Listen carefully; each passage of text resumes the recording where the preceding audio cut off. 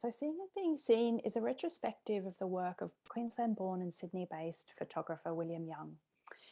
It's a major survey of William's work, the first in a state gallery institution, and it really surveys his 5 decades of his career, and it shows everything from his kind of really joyous depictions of Australia's LGBTQI scene in the late 70s and 80s, as well as very reflective pieces.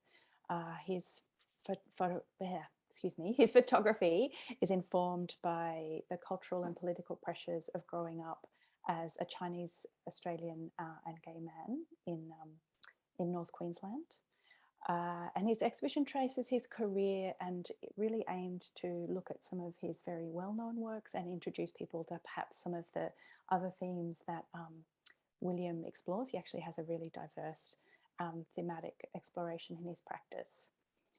And tonight's discussion will explore the influence of William Young on a generation of artists, engaging with themes related to storytelling, cultural and sexual identity, questions of belonging, family, the male body, and autobiography.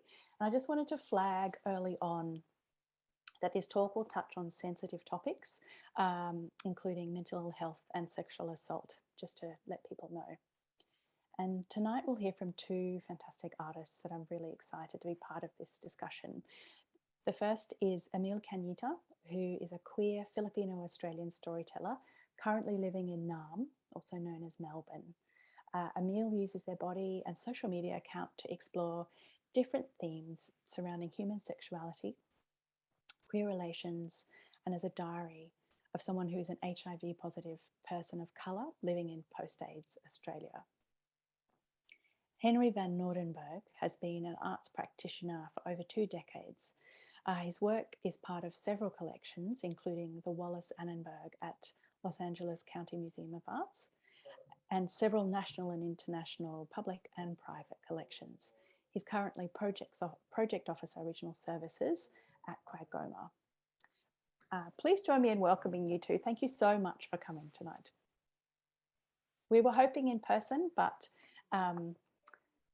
now we are Zoomed, and it's a good time, I think, as we were talking today, it's a good time to be talking about art and connection, and when we're all in various stages of lockdown.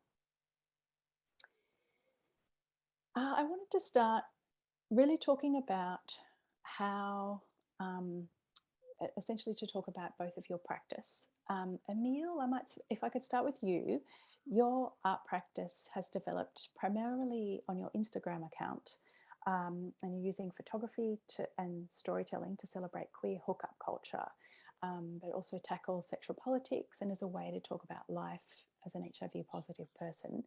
How did your practice come about? Hi, great question. But before I do answer my question, I just want to acknowledge the country in which I'm speaking from. I'm in the city of lockdown, also known as Melbourne, as part of the Kulin Nation. So with my art practice, how did it actually come about? Well, a lot of it's actually really drawn from my own sexual trauma. I've had a lot of very sexually traumatic experiences growing up, from being raped when I was a kid to, having my girlfriend pregnant when I was a teenager, and then getting an HIV diagnosis at 22. So a lot of what I basically try and do right now with my work is to try and reintroduce sex to me in a way that is actually quite beautiful and comes from a place of intimacy and gentleness and care. I also really struggled a lot with very low levels of self-esteem. I suppose particularly being an Asian person of color, growing up in a very, very white city like Brisbane or Mianjin, it was very hard to find a body like mine to be somewhat desirable. So when I was first starting out, actually on my Instagram account, because I didn't want to post anything about myself, I just kind of took vignettes of the bodies that I was having sex with, for me to kind of basically prove that I was desirable, that I was someone that was able to be intimate, and I was someone of value. And then as I was going through this, because this was a point in my life where I finally managed to access some mental health support, which is so integral actually, and one of the founding things, the foundations of my practice. My therapist told me to start writing about my experiences, mostly just actually writing a journal, and how important it is to actually be comfortable with our own thoughts, and to be able to accept the truth. I've learned from being able to access mental health support that depression is essentially the denial of the truth. And what I'm essentially trying to do is be closer to that. And by doing that, I'm actually healing myself. So that's how my practice came about. A really amazing journey, a really brave journey. And I wonder, can you tell us about that process, the process of making your work? Oh, the process in making the work. Yeah, and perhaps also to then touch on the process, absolutely, but then also how your subjects feel about being photographed. It's obviously a lot of vulnerability involved in your work. No worries. Yeah, I'd love to talk a little about that. With the process of my work, I mean, I think it's quite fascinating because I do use my phone as my medium. It really took me a while to think about what I'm doing as actually art, because really it's for my own healing. It was my own personal journal that I just decided to share to anyone else who was willing to be exposed to it. And I guess like anyone who's lined up a hookup at home, I had my phone, I went on a hookup app, I invited a person over, we had sex. And sometimes I kind of get the vibe. I'm like, is there anything memorable about this experience? Is there anything I want to value through it? Because I think so much so about hookup culture is this transactional aspect of it. And for me, I really wanted to cherish those beautiful moments that you get to have with these people. I love these little romantic kind of hours or 2 hours or even 20 minutes that you get to have with people. But I think we barely really talk about that. And yeah, so I wanted to write about them. So normally when I meet someone and I really like their energy, and it's something that I really want to kind of make be memorable, I usually pull my Polaroid out and ask them if I can take a photo of them and then write about them. Although not out of all of the works that I have taken photos of, I've taken over 300 Polaroids now. I've only been really allowed to share about 44 of them. So I guess it goes to show how many of these people were able to feel safe enough to actually share a bit about themselves through it. So yeah, so that's pretty much my process around it. It's I meet someone, I have sex with them, I write about them, and then I share it to the world. Sure, yeah, absolutely. But also the way that you write about it is, I think the reciprocal nature of it is really beautiful as well, and so interesting. And the tone of your language is very thoughtful and very revealing of yourself as much as it is of the other person. And you have really moving stories as well. Thank you. Thank you. That's really nice feedback. Yeah, I do. Because for me with my work, they're all love letters. Mm-hmm. They're all love letters to my lovers, but most importantly, actually for me. Yeah, it's really coming from that place of care, because for me, when it comes to sex, there's so much vulnerability. It's honest, and you're essentially trusting a stranger into parts of yourself that most people probably are not exposed to. And I think we don't value that enough. And I just love being able to celebrate that, especially at a time like this right now, where there's so much disconnection and our politics may not be as inspiring as we see it to be. It's a real privilege to be able to show this part of ourselves. Yeah, thank you. Henri, I would love to move on to you and your work. You've been an arts practitioner for over 2 decades, and during the development of your practice, you've developed a signature technique of hand carving inkjet prints, and it really marked a significant turning point in your practice. And I just wondered if you could tell us a little bit about the process of your art making and how it's evolved. But we've talked about it before, in that you can describe your art process, but until you actually see it, it's kind of seen to be believed. It is so incredibly beautifully detailed, and it's very majestic. So yeah, I'd love if you could talk a little bit about your process. Thank you, Rosie. First of all, also, I'd like to thank Shannon and Emil for acknowledging the custodians of the beautiful land that we live on every day. I just like to add a different kind of part to that, and that is that while I'm talking here tonight with you all and sharing what my experiences and my thoughts, I like to share with you that I like to acknowledge my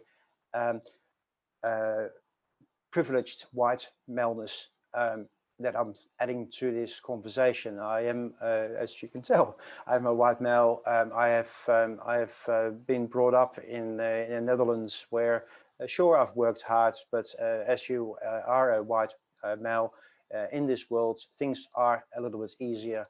I have utmost respect for William Yang, for what he's done with his photographic works, his storytelling, for the Australian community, and not only the queer community and the Chinese community, but it's the community for all those minority groups that he represents, and that his work is very easily related to.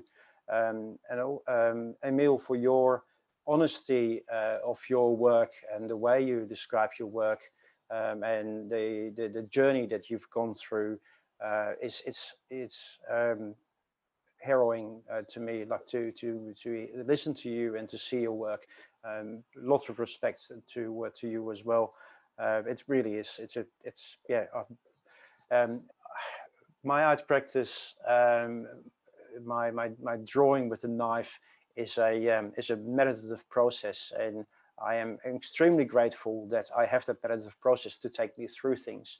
But I haven't gone through trauma that you were talking about before, so I feel I feel extremely privileged to in my life in general, but I'm also very honored to be sharing the panel discussion with you here tonight. So my art practice, my drawing with the knife, it started about I think 2010. No, just before that, 2008 it started during a PhD, which wasn't going the way I was hoping to. I got frustrated. I was sitting at my desk with a piece of photographic paper in front of me and a knife in my hand, and I started scratching the paper with the knife. I then put it all aside, and I just walked to the window and looked out of the window for a while. And then when I walked back to the desk, I actually realized I didn't go through the paper. I only scratched the surface of the paper, and I kind of liked that. And then I wondered, well, what if I can draw with this? So it looked a bit like a scraper board technique in a way, but I really liked what was coming out of it. So then from that, I started developing the technique of further, first of all, removing layers. So it was removing layers of, and they were quite small works, removing layers of a forest. In my mind, I was kind of working through a forest that did have lantana in it. So with the scalpel, I started removing the lantana. I had these visions of actually being in the landscape myself, and in the nude removing the lantana in the actual landscape. However, I didn't do that. Maybe one day I will do that. So with the scalpel, I started removing the layers. So that, for instance, the photograph here on the top right, top left, it did have a lot of other trees and weeds in it and lantana in it, and with the scalpel I removed that from the background as if it's now on the top of the hill. Now before that, I've been photographing self nudes since '94. So that's the time that I started, just before I started university. And so I started reworking those images, started re-looking at those images. And I pretty do at 2 self-nude photographs a year, either at home or in the forest somewhere, or in the garage or different places, whatever whenever I inspire, I'll just find a place and I do it. Sometimes in the backyard. So, but the hand carving, it's drawing with a knife into an inkjet print. Most of the time, it's a really beautiful, soft hand and mold paper. So you're really cutting the top layers off, and then with a knife drawing into it. I'm not from a drawing background, but I did do a lot of drawing as a kid. And it was kind of beautiful competition, like a healthy competition with my brother and myself going through that process. My brother was always the better drawer. However, I continued and he didn't. So there you go. Yeah. Henri, I wanted to also ask because as you were saying, these self-nudes in the landscape, you really place yourself in a vulnerable situations for your art. And I just wondered what that experience was like and why it's something that you particularly incorporate in your practice. Well, first of all, the self-nudes, I mean, I'm Dutch, so I suppose I do like being nude. But on top of that, it's the idea. I suppose my migration to Australia is one of the reasons. Being queer, being vulnerable is another reason for it. So placing myself into as a subject into my own work was important. It's also easier to control what needs to be done within the photographs if you do it yourself compared to asking someone else. Also. For a long time, I thought, well, if I'm going to ask other people in the future to be photographed nude, I need to know what it's like to do it yourself. So placing myself there first. So those were parts of it. Apart from that, the process of actually photographing yourself in the nude was quite interesting because you got your camera set up as a self timer. You've got 10 seconds to jump in positions. Sometimes I needed to jump creeks to get to the other side to get into positions. Sometimes I made it, sometimes I didn't. And it was really quite a beautiful process. But then the position that I would put myself in was most of the time quite dramatic. So you have these really quite strange. In one way, it was extremely exhilarating, jumping over things, running around the forest naked. But then when I'm in position, it was like this kind of as if the body is lethargic, as if the body is tired of fitting into the everyday society, trying to hide who you are, trying to become a Australian, and saying that. I mean, I've had a pretty amazing life here in Australia. But to me, the use of your own body, and also, I mean, I don't have any tattoos, so if you can't see my face, then you don't know it's me. So then the body also stands for other people. So really, I'm hoping that the body is a signifier of the male form, and that in the past would say the strength of the body itself. However, it's much more based on the human in the landscape and the vulnerability of the naked body in the landscape. So it's me, but it's everyone really. That's kind of what I'm trying to say. Yeah, absolutely. Absolutely, I get it. And I think that it's interesting that you both kind of talked about sort of needing to do the thing yourself in a way, that reciprocal kind of nature of the work. And I think that's something that's really strong in William's work as well. And I wanted to ask you both about how William Young is a significant influence for both of you. And Emil, if I could start with you, if you could describe your first experience of William's work, and if there was something that particularly resonated, which work particularly resonated for you?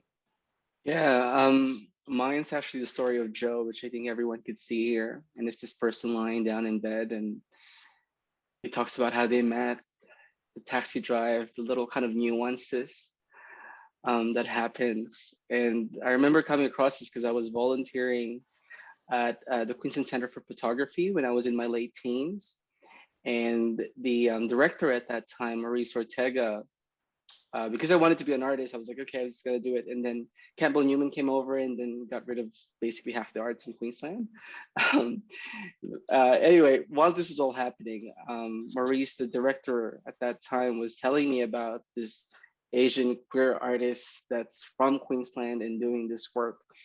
And this was one of the first work that he's ever shown me. And I just remembered, I'm like, oh my God, like an Asian queer person, sexually open, sexually liberated, showing to everyone that he is also an object of desire. It was the first time in my life where I'd seen the male Asian queer body being represented that way. And I remembered how emancipating that was. I still think about that, like, you know, when I think about William today, it's like William ran so I like walked so I could run, you know? Yeah, it basically gave me the permission to lean into my sexuality.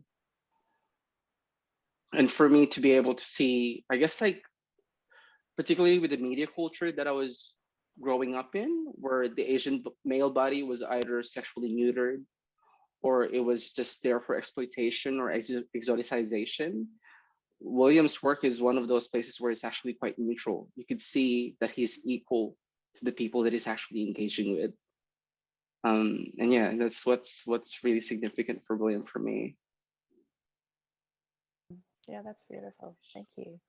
And Henri, could I ask you about either perhaps your first encounter of William Young, or is there a particular work of William's that resonate with you?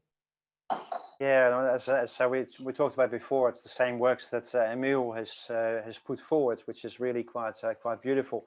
So in '94, I went to Queensland College of Arts, Griffith University, and I think it was in '95 that a colleague, student, friend of mine, Lara Tomashi, from the same town as William Young is from,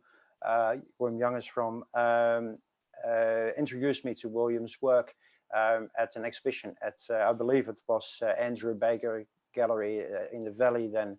And I looked at these works and I was so, I was only just starting to come to terms with the fact that I might be queer. I didn't really think of it that much before that.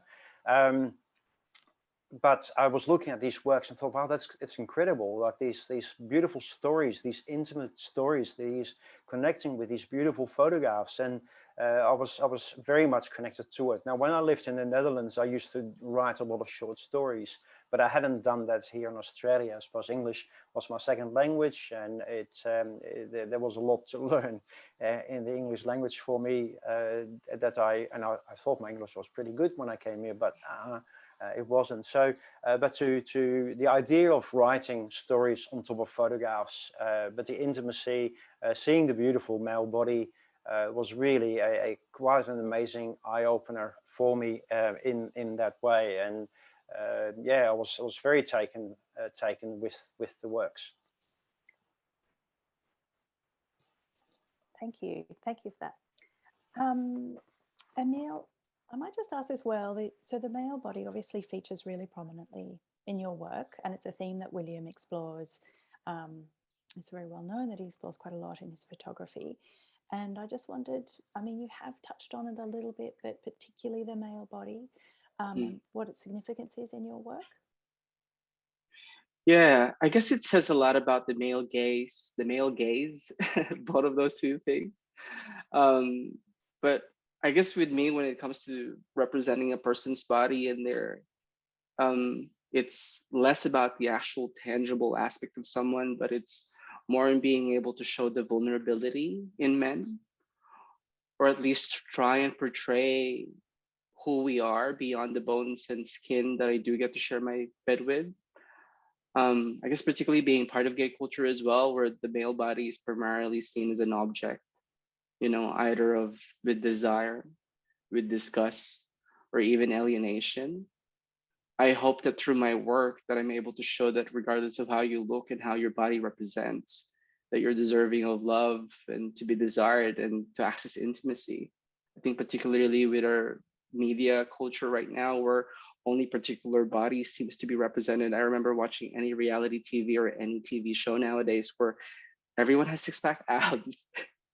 And no one else outside of the world around me kind of do look like that too. It's been incredibly alienating. And yeah, I'm just trying to create a counterculture to that. That I'm like, no, there's other people that actually exist, and being able to normalize that. And I guess a sort of a follow-up question to that, which I think is interesting. You use essentially storytelling, which when you use it, you write in the captions of your work in the way that William, often writes about the story that's kind of behind the image, and he's very interested in getting sort of past that facade into the actual real stories and real people. And I just wondered what your intentions were in your types of in your storytelling with your work, and perhaps the tone that you choose to use, perhaps in the way the type of tone that you use to explore your stories. Yeah, I guess quite similar to William. I do add the writing to add more depth to it. There's just, like I said earlier on, there's just so many amazing moments, these nuances, these gems from all of these interactions you get to have with people that I just couldn't allow myself to be reduced to one single image. And I think so much we could, it was that classic saying, you can draw 1,000 words from image, but it's me, it's like 180, I think, most of the time. But I love being able to frame that and actually kind of have people realize that we're seeing more than just a body here. We're actually seeing another person here being vulnerable. And I really want to see show focus to that. As one of my dear friends who's also an artist, Anastasia Booth, once said, when you look at the media culture we have now, it's so easy to access gore and pain and war and violence. And yet any form of intimacy is actually quite hard. It's usually easily censored. And I just love being able to create a space where there's words to it and you can just really see the romance that's actually involved with having sex. I suppose the narration and the narrative around its storytelling actually says a lot about my sexuality too. I'm one of those people who are particularly attracted to someone based on the narrative rather than the person or what they look like. I'm like, I want to know their story because that's what I find attractive to someone. Yeah. And I think just that register, the register in which you tell that story is very intimate and really considered. Yeah, that tone. Totally. Yeah. Henri, can I ask you as well a little bit about William's work? And I think it's interesting in the way that you retell uncomfortable family histories in your work. You also talk about how memories are blurred into stories as they're retold over time. Could you talk about how some of these stories have become the subjects of your artwork? Yeah, so well, first of all, also these, like, actually we'll just talk about the works that are showing at the same time.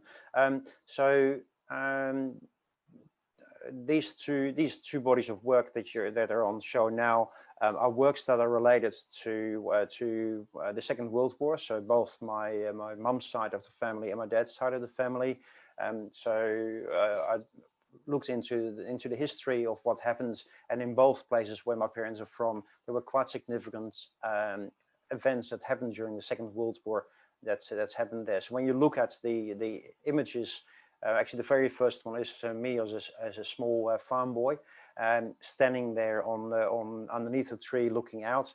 Now that's very much I've created that work, but very much with the light of showing who I am as the artist, and my privileged place in the world, and how I may look at things from, like at the moment, like my work now is saying, I look at the world from my armchair point of view, and not from a person who's been through that suffering of the current status of the world. But I'll get back to that later on.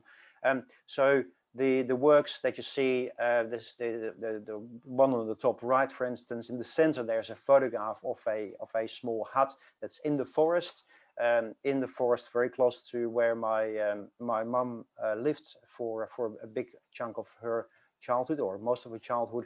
There was a village, and there were 10 of those houses, and there were 80 people hiding in the forest. So there were Jewish people, there were people from the resistance army, there were pilots, soldiers from other countries, and also actually one German soldier who was hiding there from the Nazis because he didn't want to be part of the Nazi army anymore, and that was it for him. That was the only way out. So I looked at the photograph, and I created the landscape around it the way I remembered the forest to be many years later. So that's kind of where that story comes in.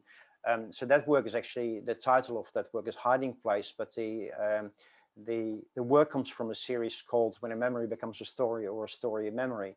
And that's really that process of retelling a story of family. If you sit down, you talk about a story of something that happened in the past, then you might have a certain angle of the story. But no doubt your family will say, well, actually, no, that didn't happen then. That happened 2 years later. Or so they retell the story, because we only remember the story the way we have stored it in our brains. But there are things that we all remember differently, and to me that's quite an interesting part.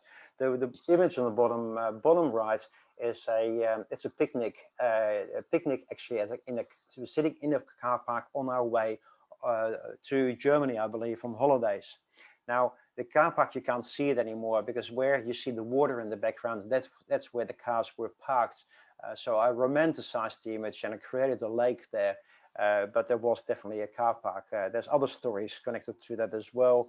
If I show this image to my family, they would tell, or if my family shows this image to anyone, they would tell them about the speed train that came past real fast while I was weeing against the fence. I was running back very quickly and trying to put it back in but I hadn't finished yet. So there's these embarrassing stories that my family quite heavily tell that are part of that. But so it's a memory that is connected to these images, but we all remember it differently. So when a memory becomes a story, or a story a memory, so the story actually becomes what we think it is. And with these stories of the war, of course, there's many sad states of affair that happened during those events. And my dad's side of the family farm was burned down. My granddad made a very lucky escape 3 times, was taken to camps twice, the work camps. So there's all these stories connected to it that are quite heavy, as in any wartime story. But again, it's a second-hand story for me, or third-hand story for me, because I wasn't part of that story. But yeah, nevertheless, still a very interesting story to tell. Now, actually, I'm just not. Let me just double check. Yeah, so the other interesting part for me is that William Yang, his storytelling performances pieces that he did.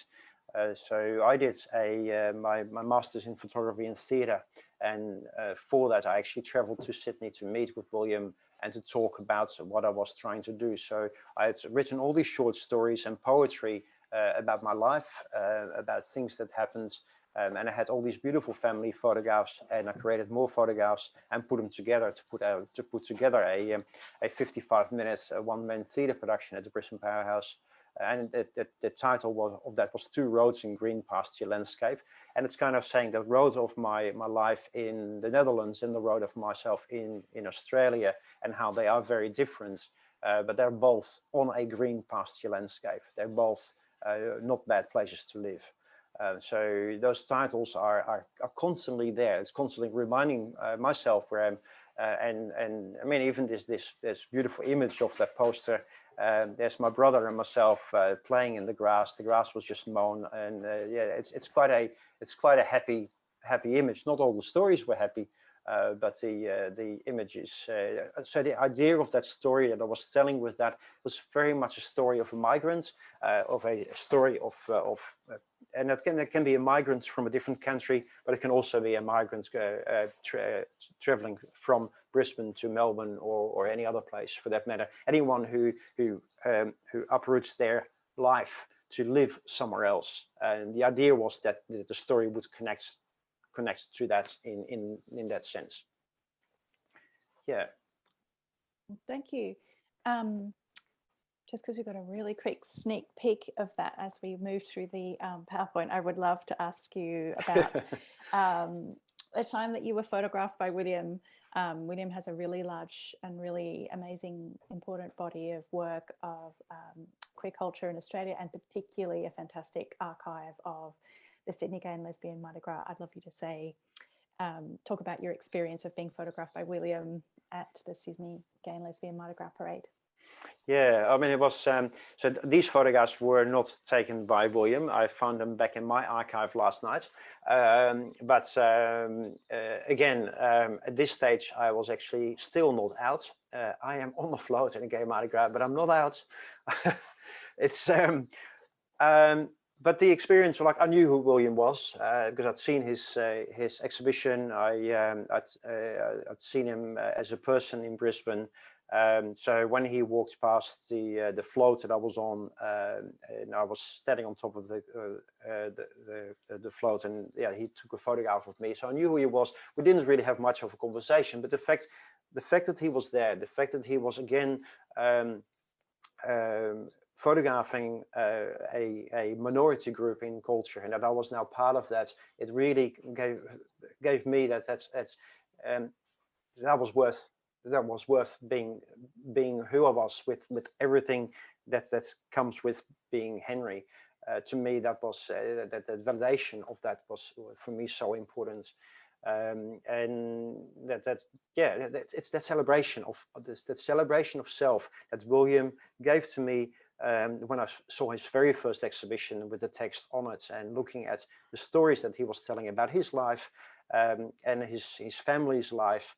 And then being photographed in that sense as well. It's that continuous journey, and I think that's the important part that I found about the part where I so connect with William's work, is that he photographs the everyday life, but also the flamboyant aspects of being queer, but the part of his life where he talks about his family and his family living in far north Queensland.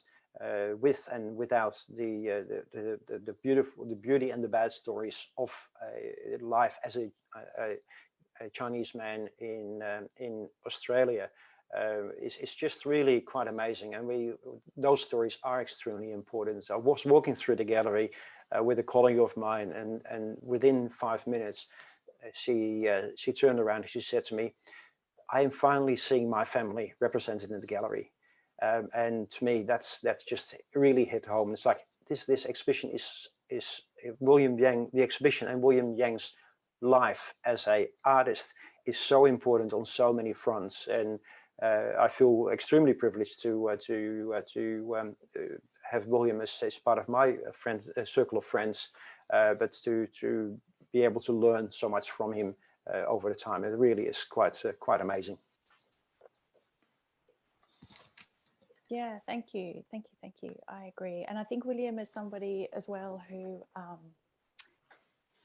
is incredibly generous with his time and his process, and makes a lot of time for young artists and photographers and curators. Me too, and I think that's something that is, Australia is really, really lucky to have such a senior practitioner who is so open and welcoming and elevates so many different stories, right? It's so fantastic. I'm aware that we are getting towards the end of time, so I might just ask one more question of you both, and then we have a tiny bit of time. I know we were a little bit late, so we might go just a touch over if the audience have any questions. So I thought I would just end a little bit. One of the questions that I'd like to ask is, I think we've touched on a lot of this sort of throughout the discussion, but I think something that is particularly amazing about William's work is it's super personal. It's very specific to his life, and so are your works. I think you both get very personal and very specific to your lives, and I think there's this amazing alchemy that happens that when you start talking very intimately about yourself, it actually becomes very relatable to many people. And I just wonder if that rings true to both of you. Maybe Emil, I would throw that to you first, and then Henri, I'd love to see if that is also the same for your work. Yeah, I suppose because when I did come across this question, I'm like, am I actually trying to be relatable? Um, but I think after thinking about it enough, I don't really focus so much on being relatable per se, but more on just in a way being honest with myself. I find that if you're doing anything genuine and it comes from a real place of truth, it really resonates with people. So I don't necessarily need someone who sees my work, for example, to relate to me, but I hope that by seeing how open and honest I am with myself, that they're also able to allow that for themselves. I remember having sex with this guy, like he's one of the people I have on my works at the moment that's up. And I was taking a photo of him and he said to me, I'm like, why would you want to take a photo of me? Why would you want me as a piece of art? And I told him, I'm like, it takes an immense level of creativity to keep yourself alive. So I genuinely think being alive is a work of art. Yeah. So I think it's just for me, when I see William's work, it's really just a celebration of life and the artistry and everything that we do. Like everything we do, it takes an immense level of creativity. And I think that's the kind of echo that I'm trying to get from his work. And Henri, what do you think as well about that idea of being very personal, and I guess perhaps relatable can be a bit of a dead word. I wonder if it's connection perhaps that maybe resonates with you or not. Maybe that's not how you see your work as such. Yeah, I think when I did my, I think that the biggest connection I had with William was, I would say, when I did my one-man theater production and was a storytelling about my life and the life of my family. And I kind of feel that in that work, it was most obvious stories about me, about my personal and emotional encounters. I would say that in my current art practice that it's much more hidden. There's a figure in the landscape. It's not as obvious that it's a personal story. So it's kind of it's on a different level. But yeah, as Emil was saying too, and it's also something that William Yang said. That William's mum said. How am I important? How can I be an important subject into your?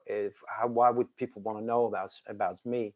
And my parents were kind of said something very similar to me when they came to Australia. How can you do a theater production about our family? Who will be interested in it? And it's like, well, because our family is not really all that different to other people if we look at the basic stories, and that basic storytelling and that celebration of the everyday life and the every human being is something that William has done forever. And it doesn't matter if it's William's stories or Emil's story or my story.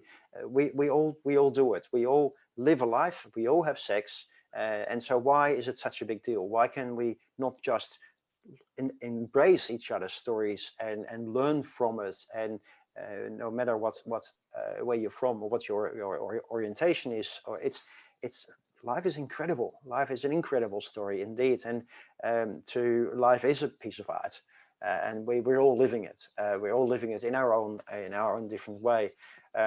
Yeah, so I feel connected to William's work. I definitely feel that he's been a massive inspiration to my art practice and continues to be.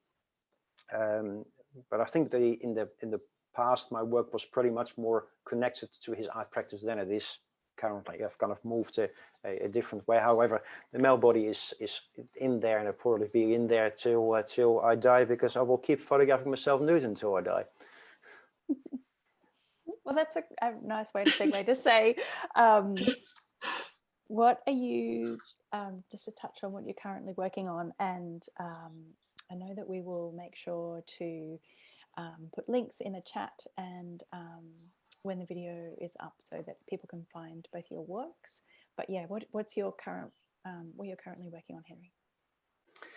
So I'm working on a few shows around the state for next year. So it's a continuation of my composition series. So looking at climate change. Climate change has been a massive part of my work, but also the vulnerability of humans within the landscape. So that's the main part of it. But there's some parts, not all works will have the human in it. Some parts will actually have items from my house in it, and they'll be placed on a peculiar position as if they are about to fall. So really looking at and the reason for that is to really say to people, well, these are items from my house. This is how I live, and really saying that I am seeing the world from a armchair point of view. I am not. I haven't suffered under the climate change aspects really, unless we say that COVID, which I believe is part of climate change, but I didn't go through a fire or floods or anything like that many people have. So I'm looking at and I'm creating this art from quite a comfortable home, and so I want to make sure that yes, my work is about climate change, but also want to make sure that people realize that and that I acknowledge that that's my position in doing so. So, but I'm continuously creating works, still drawing with a knife and sandpaper, and now adding different colors to it as well. So, trying to really push it and really trying to create some large-scale works. But it's an amazing process of doing that. It's a very meditative process, and without that meditative process of creating art, I don't know where I would be, what my mental state would be.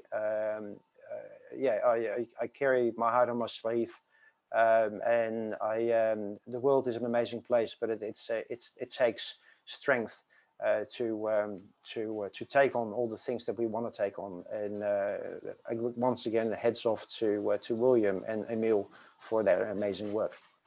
Thank you. Thanks, Henri. Emil, I just wanted to also ask you what you're currently working on, and where we can find you. I see that Thanks Shannon has put up a few links as well. Yeah, I'm actually currently working on my Glory Hole series. Quite literally just before lockdown, I think 6.0 or 5.0 started in Melbourne, and I had a friend of mine create a glory hole for me. So I've been trying to access intimacy in a COVID safe way, but also basically doing my storytelling through a glory hole. And it's been incredibly fascinating, incredibly insightful. And I guess like really learning about what sexuality means and what desire actually looks like during at a time of a COVID pandemic, and especially in a city in lockdown. So I've been working a lot on that lately. Yeah, well, what's your Instagram account? That sounds really intriguing. Hopefully they don't block me yet, but yeah. fingers crossed. Yeah. I just wanted to double check if there were any questions from the audience. I did see that there was previously, I think somebody had asked about, Henri, what made you choose the blue hues in the work that we were seeing, the memory, sorry, I have lost the title of the work, but yes, thank you, from that Waterline series. Oh, you're on mute.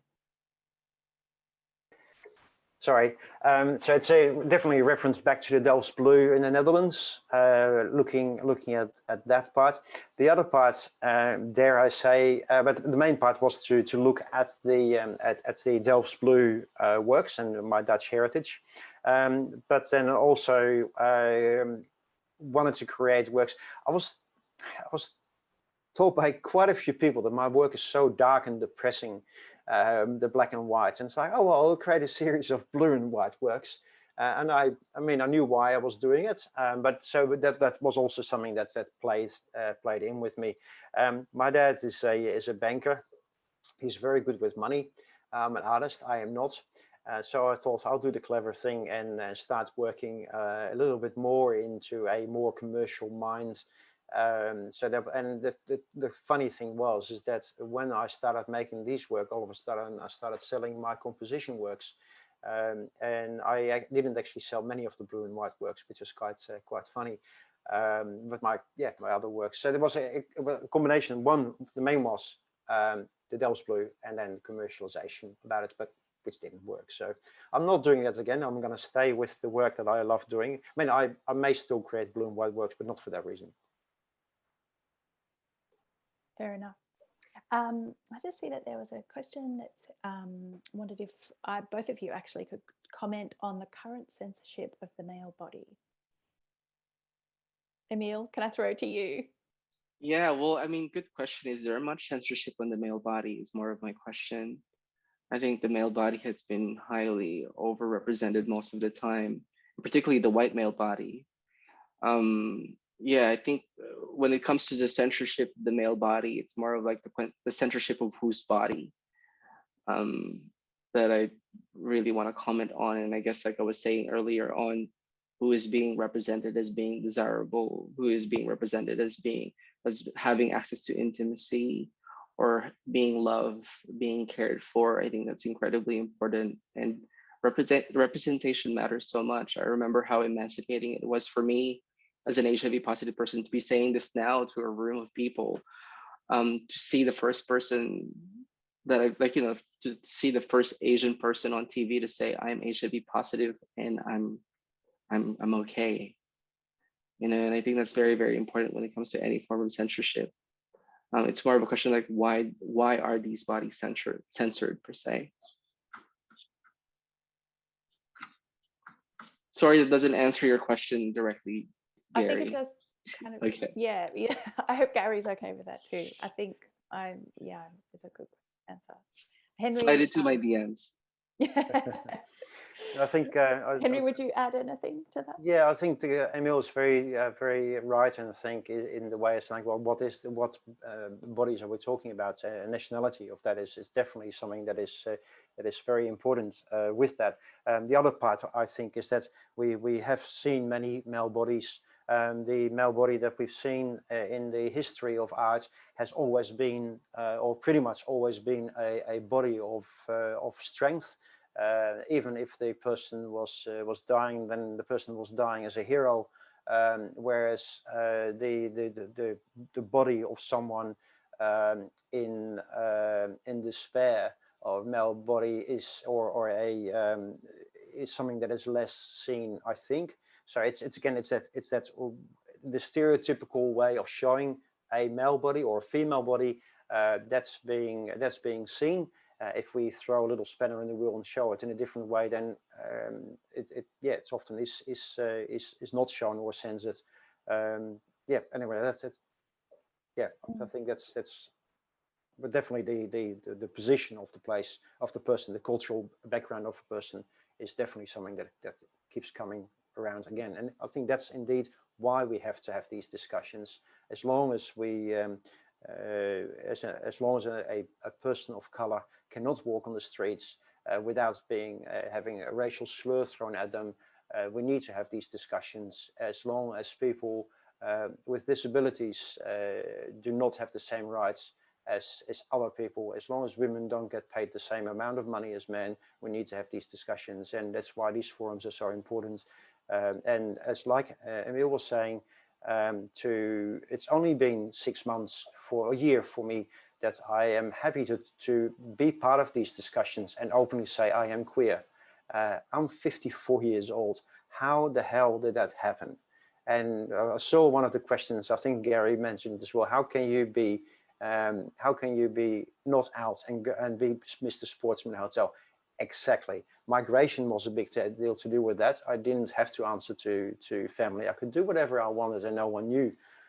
except some of my direct, very close contact friends. But I think that's the thing, is like, why are we, why do we need to hide? Why do we need to come out as being gay? Straight people don't come out and saying, hey, I'm straight. So it's all these questions that are kind of coming from that. Anyway, I'm going on. No, I really genuinely appreciate you, and sharing that and sharing your story. And, in the words of William Young, really, to paraphrase, it's about the fact that everybody's story is worthy, and that, it's important to keep telling stories, and that's the best way to kind of build connection and understanding. And because we have come to the end, we're kind of at the end of our allotted time. I just really want to say to you both, so genuinely thank you for such a really vulnerable, beautiful discussion. Thanks for showing up with your full selves, and yeah, really appreciate it. William Young, Seeing and Being Seen, has many more of similar kind of really beautiful, revealing stories as well.